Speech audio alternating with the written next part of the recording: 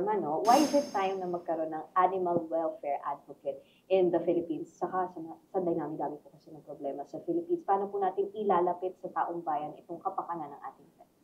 Marami nga pong problema sa buong Pilipinas, pero ang animal welfare po ay 94% ang effect niya sa buong population, no? So 94% ng mga households ay pet owners. Samantalang kung ang problema sa manggagawa ay only 40 million, ang pet owners naman ay 65.5 millions. Yun pa lang yung butante, no? Out of the 68.6 million, no?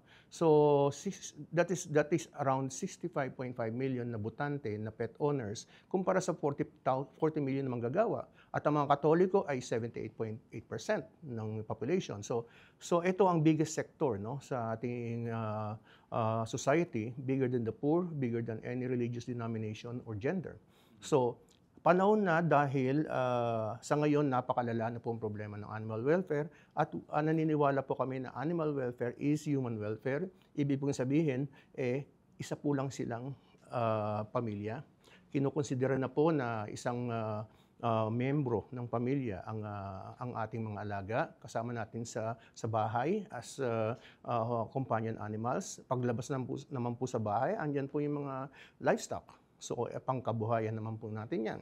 Paglayo pa po natin sa environment, nandiyan naman ang mga wildlife, no? So, at ito ang nakakaapekto sa ating ecology, no? At siyempre, nandiyan din po yung mga kasama natin sa industriya, yung mga canine security, yung mga animals entertainment, in transportation, in tourism. So, napakalawak po ng papel ng mga animals sa atin. At pag inayos po natin to dahil ang tingin po natin ay animal welfare is human welfare.